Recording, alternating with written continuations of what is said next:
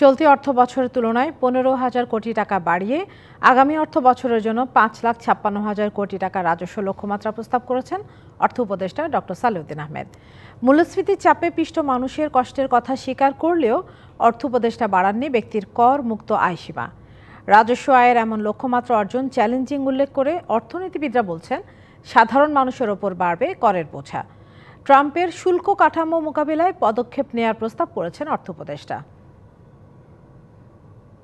2025-26 অর্থবছরের জন্য মোট অর্থ উপদেষ্টা সালেউদ্দিন আহমেদ রাষ্ট্রীয় টেলিভিশনের পর্দায় বাজেট প্রস্তাবের মধ্য দিয়ে তুলে ধরলেন আগামী এক বছরের জন্য রাষ্ট্রের আয় ব্যয়ের পরিকল্পনা, যেখানে ব্যয়ে 7,90,000 কোটি টাকার যোগান আসবে অভ্যন্তরীণ উৎস ও বিদেশি ঋণের পাশাপাশি রাজস্ব আয় থেকেও। 12.7%। প্রস্তাবিত বাজেটে রাজস্ব আহরণের লক্ষ্যমাত্রা ধরা হয়েছে 5,65,000 কোটি টাকা, যা চলতি অর্থ বছরের তুলনায় 15,000 কোটি টাকা বেশি। বাড়তি রাজস্ব আদায়ে বাড়তি চাপের মুখে এনবিআর। এবার এনবিআরকে আদায়ের লক্ষ্য দেয়া হয়েছে 4,99,000 কোটি টাকা, যা চলতি অর্থ বছরের তুলনায় 19,000 কোটি টাকা বেশি। নানা অনিশ্চয়তায় বিনিয়োগ ও ব্যবসায় মন্দা পরিস্থিতিতে প্রস্তাবিত বাজেটের রাজস্ব আদায়ের লক্ষ্য চ্যালেঞ্জিং বলছেন অর্থনীতিবিদরা।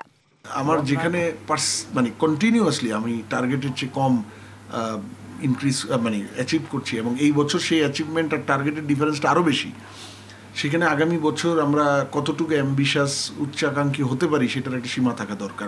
এনবিআর একাই মোট রাজস্বের 63.2% আহরণ করবে বলে লক্ষ্য বেঁধে দিয়েছেন অর্থ উপদেষ্টা। এর মধ্যে সবচেয়ে বেশি আসবে ভ্যাট থেকে, এরপর আয়কর, তারপরেই রয়েছে আমদানি শুল্ক খাত থেকে। শাইনি চুলে এখন হবে সব হেয়ারস্টাইল। সিল্কোর দ্বিগুণ শাইনি চুল প্রতিদিন। বাড়তি রাজস্ব আদায়ে প্রস্তাবিত বাজেটে থাকছে রাজস্ব আহরণের নানা কৌশল। বিষয়টি হচ্ছে যে আমাদের ট্যাক্স জিডিপি রেশিওটা 9% মতো এবার ধরা হয়েছে। এখন যেটি বিষয় হচ্ছে যে এই ট্যাক্স জিডিপি রেশিও থেকে কিন্তু আমাদের বের হয়ে আসতে হবে, কারণ কর জালটাকে আরও কিভাবে আমরা বিস্তৃত করতে পারি এবং কর ফাঁকিটাকে আমাদের কিভাবে রোধ করতে পারি, এবং এই জায়গাগুলোতে অনেক অস্বচ্ছতা আছে, অস্বচ্ছতাগুলোকে আমাদের দূর করতে হবে। ব্যক্তি করমুক্ত আয়সীমা না বাড়ালেও আগামী 3 অর্থ বছর পর্যন্ত কর হার পরিকল্পনা প্রস্তাব করেছেন অর্থ উপদেষ্টা। নতুন করদাতাদের জন্য ন্যূনতম 1,000 টাকা কর নির্ধারণের প্রস্তাব করেছেন তিনি। পুঁজিবাজারের অবস্থার উন্নয়নে লিস্টেড ও নন লিস্টেড কোম্পানির কর হার ব্যবধান 5% থেকে বাড়িয়ে 7.5% করার প্রস্তাব করেছেন। পুঁজিবাজারে বিনিয়োগ ও লেনদেন বাড়াতে ব্রোকারেজ হাউজের থেকে কর হার 0.5% থেকে কমিয়ে 0.3% করার প্রস্তাব করেছেন।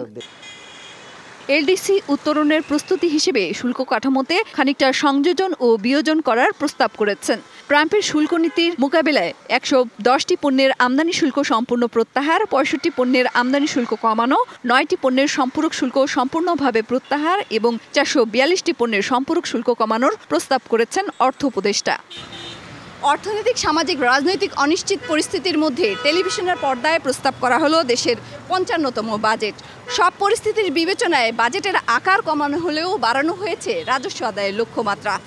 উচ্চ মূল্যস্ফীতির মধ্যে প্রস্তাবিত বাজেট সাধারণ মানুষকে কতটা স্বস্তি দিবে তা একটি বড় প্রশ্ন, কারণ প্রস্তাবিত বাজেটে রাজস্ব আদায়ের লক্ষ্যমাত্রা পূরণ হবে তো সাধারণ মানুষের পকেট থেকেই। মেহের মনি, ডিবিসি নিউজ, ঢাকা।